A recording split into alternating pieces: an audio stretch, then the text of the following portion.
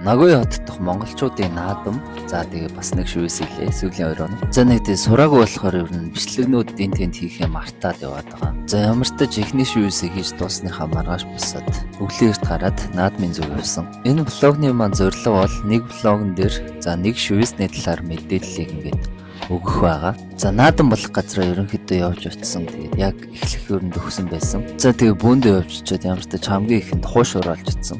Нагийн дахь наадам бол ерөнхийдөө миний төсөөснөөс бол маш олон хүмүүс цугладаг юм байлээ. За шивээс илгэсэн дүү маань бас ерөнхийдөө цуг очсон. Тэгээд шивээсээ гаргаад гангараад явж байна. Сануулж хэлэхэд шивээсийгээ тэгтэл нар нь гаргах хэрэггүй байдаг. За тэгээд 93 наадам эхэлсэн. Морины уралдаан харагдаж байна. Энэ бас их хөөрхөн сэтгэж хийдэг юм шиг санагдсан. Одоо Японд ч нээр монголчууд морь уралдуулж чадахгүй ш. Тэгэхээр хүүхдүүдэд авчираад бас модон морь уналж хавралдуулаад бас сонирхолтой харагдчихсан.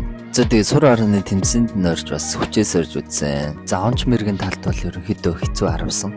Хүчлэлтэй контент хийгээд идэх залуу бас ирсэн явж исэн. Нагоя хотод бас сурч амьдарч исэн юм шиг үлээ өмнө нь. Сур харванд бол үнэхээр мэрэгэн байсан. Энэ залуу бараг төрүүлсэн байх. 3 удаа харах хөстэй байсан. Уруулан гэн онж харагдчихсэн. За тэгээд бүхийн барилдаан ихэлсэн мэдээж явж байгаа. За тэгээд хүний нутагт ажиллаж амьдардаг монголчууд маань бол энд маш завгүй байдаг. Жилдээ нэг удаа юм наадам хийж юмж гоё хөвгөлтэй өнгөрөөдөг. За миний хувьд Японд бол анхны наадмаа энэ 100 үзэж байгаа. Нагояд ирэхээс өмнө Токиогийн наадмыг бас үзээд ирсэн. Энэ хоёр сумын зам маань дахиад үзүр төрөнд үлдсэн. Токиод нэгэн төрүүлээд Нагояд нэгэн төрүүлсэн. Энэ жилийн байдлаар бол Японд дийлдэхгүй байгаа хоёр гэсэн. За тэгээд наадмын өндөрлүүд буцаж Нагоя хот руугаа ороод ойр уулзаагүй найзуудтайгаа уулзсан суугаад оройг өнгөрөөсөн. За маргааш нь нэлээд сайн амарч байгаа босоод дараагийн шивээснийхээ ажилд орсон. За энэ удаад шагаан найзынхаа гарны доторх хэсгийг дүүргэж өгнө. За тэгээд 6 цагийн турш суугаад нэг ийм шивээс гаргасан.